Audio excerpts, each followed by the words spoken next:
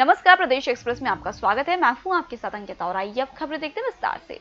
मुख्यमंत्री शिवराज सिंह चौहान ने प्रदेश के प्रसिद्ध बासमती चावल को जीआई टैगिंग दिलाने के प्रयासों के बीच पंजाब के सीएम कैप्टन अमरिंदर सिंह द्वारा इस मामले में प्रधानमंत्री नरेंद्र मोदी को पत्र लिखने की आज निंदा करते हुए कहा कि उनका यह कदम राजनीति से प्रेरित है। मुख्यमंत्री ने ट्वीट कर कहा कि मैं पंजाब की कांग्रेस सरकार द्वारा मध्य प्रदेश के बासमती चावल को जीआई टैगिंग देने के मामले में प्रधानमंत्री जी को लिखे पत्र की निंदा करता हूं और इसे राजनीति से प्रेरित मानता हूं। मैं पंजाब के मुख्यमंत्री कैप्टन अमरिंदर सिंह से यह पूछना चाहता हूं कि आखिर उनकी मध्य प्रदेश के किसान बंधुओं से क्या दुश्मनी है। यह मध्य प्रदेश या पंजाब का मामला नहीं, पूरे देश के किसान और उनकी आजीविका का विषय है। मुख्यमंत्री शिवराज सिंह चौहान ने पूर्व विदेश मंत्री सुषमा स्वराज की पुण्यतिथि पर उन्हें याद करते हुए श्रद्धांजलि दी। उन्होंने ट्वीट में लिखा, आज बहन सुषमा स्वराज जी की पुण्यतिथि है। हमें छोड़कर गए उन्हें 1 साल बीत गया है, लेकिन लगता है कि जैसे कल की ही बात है। ऐसा लग रहा है कि वे अचानक मेरे सामने आएंगी और मुझे स्नेह से डांटेंगी कि इतना काम मत करो, तबीयत खराब हो जाएगी, जैसा वे मुझे डांटते हुए अक्सर यह कहा करती थी। प्रदेश में मार्च माह के तीसरे सप्ताह में कोरोना संक्रमण का पहला मामला सामने आया था। यहाँ बीते 4.5 माह में प्रतिदिन औसतन लगभग 7 मरीजों की कोरोना संक्रमण के कारण मौत हुई है। राज्य में कोरोना संक्रमण का पहला मामला 20 मार्च को जबलपुर में सामने आया था। इसके बाद इंदौर और भोपाल में कोरोना संक्रमण के केस तेजी से बढ़े और अब कोरोना सभी 52 जिलों में फैल गया है। 5 अगस्त तक प्रदेश में कोरोना के कुल 35,734 केस हो चुके हैं, यानी बीते 4.5 माह में औसतन प्रतिदिन 265 कोरोना मरीज मिले।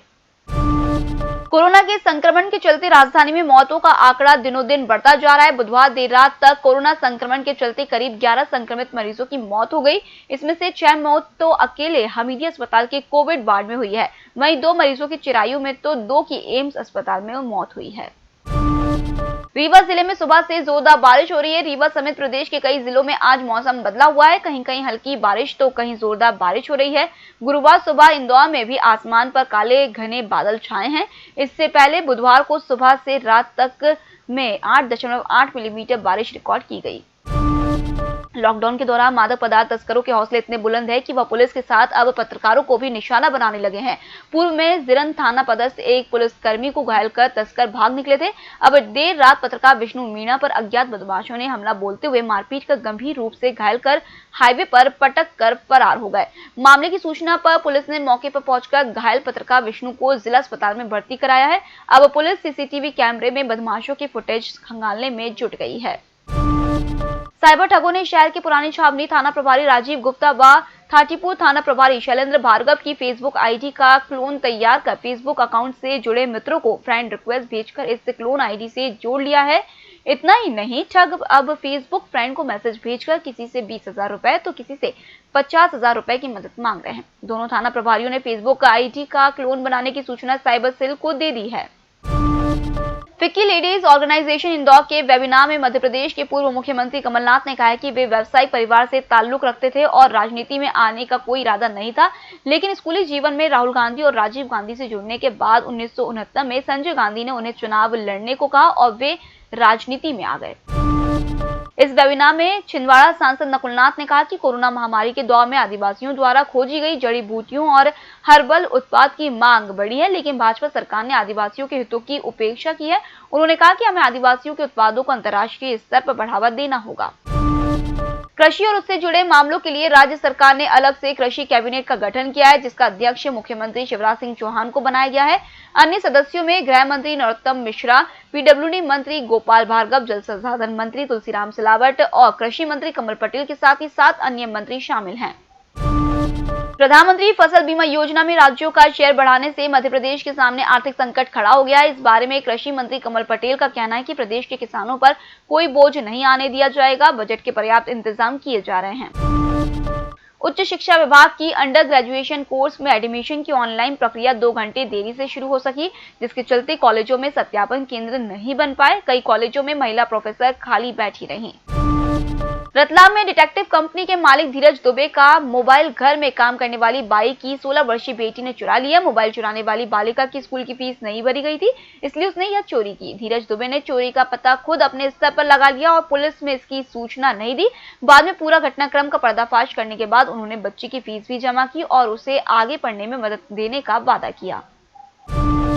सैनिटाइजर की टैक्स चोरी के मामले में गिरफ्तार सोम डिस्टिलरी के डायरेक्टर जगदीश अरोड़ा की जमानत अर्जी पर जबलपुर हाई कोर्ट में आज सुनवाई होगी। कोरोना संकट के दौरान सोम डिस्टिलरी पर 25 करोड़ रुपए का सैनिटाइजर उत्पादित कर बाजार में बेचने और उस पर जीएसटी जमा न करने का आरोप है।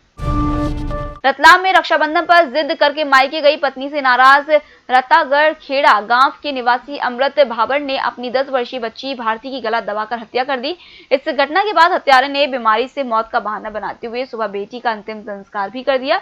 पत्नी विद्या जब मायके से घर लौटी तो छोटे बेटे ने हत्या का घटनाक्रम बताया, जिसके बाद पत्नी ने थाने में रिपोर्ट दर्ज कराई है। भोपाल स्थित कोलार की सुहागा कॉलोनी के पास खदान में नहाने को उतरी 2 बच्चियां 12 वर्षीय मंशु और 9 वर्षीय सुमन की गहरे पानी में डूबने से मौत हो गई। बताया जा रहा है कि बच्चियों की मां रक्षाबंधन पर राखी बांधने मायके गई थी, उसी दौरान यह हादसा हुआ। बेरोजगारी से तंग आकर 21 वर्षीय लोकेश अम्बुलकर नामक युवक ने भोपाल के राजीव नगर स्थित पीएचई दफ्तर के सार्वजनिक बाथरूम में फांसी लगाकर जान दे दी। युवक बिना बताए घर से निकला था। परिजनों को उसकी मौत पर हैरानी है। पुलिस ने जांच शुरू कर दी है। वहीं एक अन्य मामले में भोपाल के निकट इजगिरी गांव निवासी नीतू सहरिया ने फांसी लगाकर आत्महत्या कर ली। नीतू रक्षाबंधन पर मायके जाना चाहती थी, लेकिन पति ने लॉकडाउन का हवाला देते हुए ले जाने से इनकार कर दिया था, जिससे नाराज होकर नीतू ने फंदे पर लटककर आत्महत्या कर ली। भोपाल की पंचवटी फेज 3 कॉलोनी में 200 लोगों से 20 करोड़ रुपए की ठगी करने वाले रमाकांत विजयवर्गीय के खिलाफ कोईफिजा पुलिस ने 10 नई एफआईआर दर्ज की है। अदालत ने रमाकांत की पुलिस रिमांड 8 अगस्त तक मंजूर कर ली है। इस मामले में आरोपी की पत्नी अर्चना विजयवर्गीय को भी आरोपी बनाया गया है।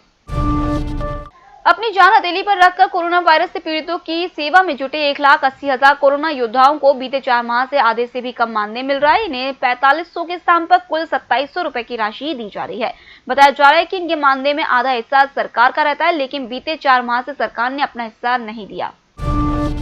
चिरायू अस्पताल में कोरोना का इलाज करा रहे मध्य प्रदेश के मुख्यमंत्री शिवराज सिंह चौहान को 10 दिन तक एसिम्प्टोमेटिक होने के कारण अस्पताल से डिस्चार्ज कर दिया गया है। वे 7 दिन होम क्वारंटाइन में रहेंगे। शिवराज ने अपने स्वस्थ होने पर कहा कि जो गलती मैंने की है वह जनता ना करे। छिंदवाड़ा जिले की जुन्नारदेव विधानसभा सीट से कांग्रेस विधायक सुनील उइके कोरोना वायरस संक्रमित पाए गए हैं। अब तक प्रदेश के 12 विधायक कोरोना संक्रमित हो चुके हैं। राजधानी भोपाल में 13 दिन तक कोरोना से संघर्ष करने के बाद एसआई अंसार अहमद की मौत हो गई। इसके साथ ही भोपाल में 208 लोगों की कोरोना से मौत हो चुकी है। भोपाल में बुधवार को 162 नए संक्रमित मिलने के साथ पीड़ितों की संख्या बढ़कर 7,486 हो गई, जिनमें से 4,553 ठीक हो चुके हैं। फिलहाल इस बुलेटिन में इतना ही। आप बने रहिए एमएसटीवी के साथ। नमस्कार। लॉकडाउन में करें अपने समय का सदुपयोग। निधिश्री एकेडमी छिंदवाड़ा लेकर आए हैं यूपीएससी एवं पीएससी की तैयारियों के लिए ऑनलाइन निधिश्री यूट्यूब चैनल। हम लोगों ने एक यूट्यूब चैनल शुरू किया है निधिश्री एकेडमी के नाम से, जिसमें मध्य प्रदेश पीएससी के सारे टॉपिक के वीडियोस बनाए गए हैं। ये वीडियोस आप देख सकते हैं, समझ सकते हैं, और अगर आपको किसी भी किस्म का डाउट या मार्गदर्शन की जरूरत पड़ती है तो आप कमेंट सेक्शन में लिख सकते हैं। लॉकडाउन के बाद हमारी रेगुलर क्लासेस शुरू हो जाएंगी। तब तक आपकी पढ़ाई में कोई रुकावट ना आए, इसलिए आप YouTube का सहारा लेके निधिश्री एकेडमी के चैनल को देख सकते हैं।